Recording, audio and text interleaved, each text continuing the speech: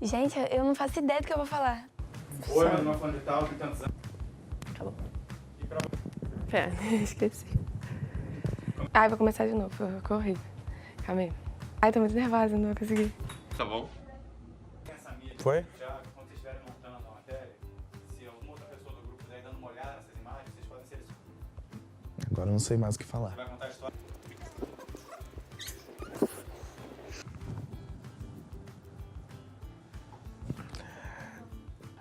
A Isa, aí, calma aí, é Lisboa, né?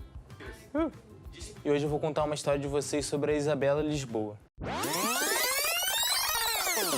A gente precisava de um contexto atual para poder fazer essa matéria. E nada melhor do que fazer algo relacionando a série que fez o maior sucesso, 13 Reasons Why, e o jogo que está dando o que falar aqui no Brasil, Baleia Azul. A gente resolveu, então, juntar essas duas histórias e fazer uma matéria sobre ansiedade com os jovens e a visão que os pais deles têm sobre isso. No início eu fiquei muito empolgada com o tema, porque é um assunto que está sendo muito tratado hoje em dia. E, então, essa matéria iria ajudar as pessoas a entenderem um pouco mais sobre a ansiedade. Inicialmente, eu fiquei encarregado de trazer referências para a gente tratar da parte estética da reportagem. Foi uma experiência bem interessante. Maria Cláudia é uma psicóloga que trabalha aqui na nossa faculdade e ela lida com jovens diariamente. Fala muito sobre a importância do pai enxergar dentro da sua casa como os filhos estão se comportando. Hoje eu vou contar a história da Francine e ela destaca que o papel principal dos pais é olhar para os filhos de uma forma diferente do que todo mundo olha. Perceber a personalidade, o que é a personalidade do filho e o que é um problema. Eu fiquei responsável primeiro por conseguir uma entrevista com a minha irmã, que tem ansiedade, mas ela não topou participar. Ela ficou constrangida em falar sobre isso. Então, a gente conseguiu outros depoimentos, um deles foi com o JV, que ele sempre fala sobre ansiedade, sobre esses assuntos na rede social dele. Essa matéria tem que ser tratada com muito cuidado, porque é um assunto delicado. Ansiedade é algo que está na boca de todo mundo, mas a gente não sabe falar, a gente não tem propriedade para falar. Então, quando nós decidimos entrevistar a Maria Cláudia, que é psicóloga, ela soube apresentar para a gente todas as visões e a gente conseguiu entender o que é lidar com os sentimentos de uma pessoa que sofre com ansiedade, No início foi difícil arranjar personagem, porque é um tema delicado, as pessoas não têm tanta vontade de se abrir. Isabela está atualmente na segunda série do ensino médio e, como muitas pessoas que sofrem de ansiedade nas escolas, ela também tem esse problema. Ela sofre com esse problema e ela percebe exatamente que é realmente um problema que ela tem que tratar. Então, ela procura um psicólogo, ela procura neurologista, ela fala com a sua mãe, com o seu pai, ela tem total apoio dos pais dela. E exatamente ela se sente culpada por isso, porque ela tem o apoio dos pais dela, ela tem tudo, ela exatamente fala que tem tudo. Então, ela se sente meio que culpada por isso, mas ela entende que realmente ela precisa tratar. Primeiro você tem que saber do problema, depois você tem que diagnosticar aquele problema e depois você tem que curar aquele problema. Quando ela percebe, ela fala que começa uma nova etapa, que até perceber, você não tem nenhum compromisso com isso. Eu acho que o recado principal que ela dá para os pais é exatamente esse, de prestar atenção nos filhos e de tentar, o máximo possível, antes de procurar um especialista, é tentar se aproximar do seu filho da melhor forma possível. Então, eu acho que o principal começa dentro de casa, e os pais dando atenção aos filhos antes de procurar um especialista. Fazer tudo para os seus filhos é você perceber os problemas e, a partir desses problemas, tornar o seu filho melhor e preparar ele para o mundo. Em geral, as pessoas negam a ansiedade, negam os conflitos e negam que estão expressando um sinal vermelho para o ambiente.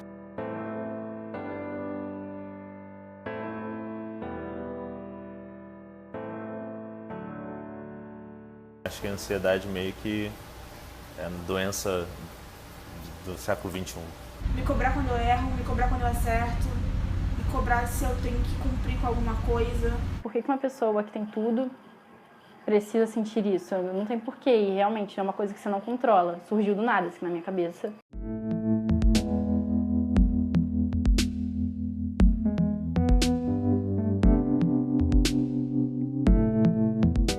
Os pais têm que acompanhar o que os filhos veem nas redes sociais, veem na internet, veem na televisão. com quem que eles estão saindo, tem que conversar sobre os interesses. E eu descobri a ansiedade na época do balé, porque quando tinha apresentações assim, eu passava uma semana sem fome. Os sintomas eram bem gravantes mesmo, assim, eu ficava muito nervosa, e eu tava vendo que aquilo não era normal.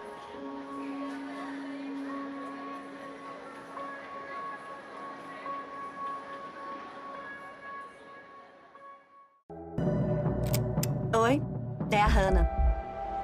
Hannah Baker. Se acomode, porque agora eu vou te contar a história da minha vida. Especificamente, por que minha vida chegou ao fim. Meu marido e eu nunca encontramos o motivo.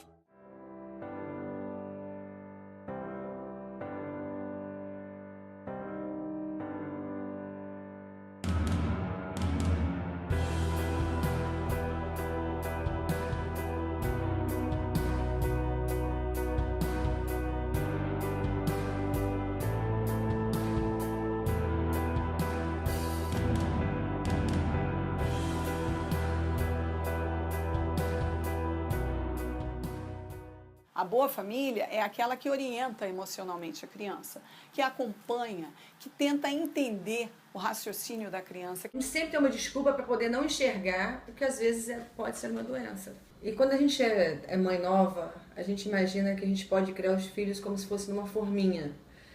Que a criação é a mesma, então que todos eles vão seguir da mesma forma. E a maturidade, você vai vendo que é o seguinte, cada um vai tomando um rumo, uma personalidade.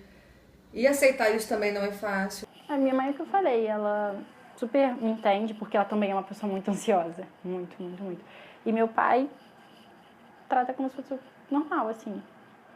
A mãe, a tendência é achar que faz parte da personalidade, não como uma doença em específico. E isso, às vezes, demora até o tratamento, porque quanto mais cedo diagnosticar, mais fácil resolver. O ideal é que, inicialmente, com apoio familiar, a criança consiga, ou adolescente consiga, começar a perceber o que ela está passando, é ter consciência. Agora eu entendo que eu preciso tratar isso. Eu meio que banalizava. O primeiro passo não é levar para o especialista, o primeiro passo é demonstrar que você ama o filho, verbalizar isso. Depois dessa fase de muito estresse, que você espera da pessoa o que ela não pode dar, e ela também se irrita por não poder dar, a gente começa a ter outro tipo de angústia como mãe. Aí o segundo questionamento é, meu Deus, nesse mundo competitivo, ele vai ser alguém? Então, essas perguntas que a gente faz, depois o coração se acalma, porque a gente vê que tem lugar para tudo, o tempo inteiro. Pode não ser o melhor médico, mas vai ser, de repente, o melhor desenhista, ou o melhor advogado, ou o melhor engenheiro, ou o melhor o que ele quiser e o que ele puder. O que interessa no meio disso tudo é ele ser feliz.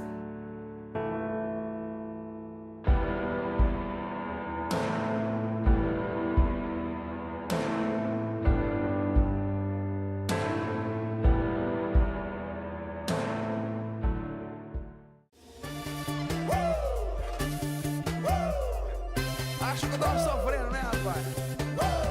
Sabe de nada, hein, filho?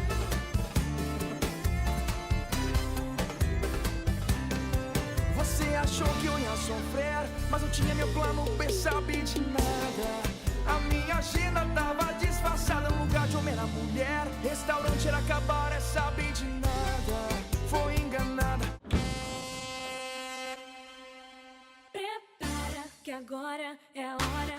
Choras poderosas que descem e rebolam. Afrontam as fogosas, só as que incomodam. Expulsam as invejosas que ficam de cara quando toca. Prepara, se não tá mais à vontade, sai por onde entrei. Quando começo a dançar, eu te enlouqueço, eu sei. Meu exército é pesado, a gente tem poder. Ameaça coisas do tipo você. Solta o som e vem me ver dançando até você. Esse arrocha pra você que achou que eu tava aqui sofrendo.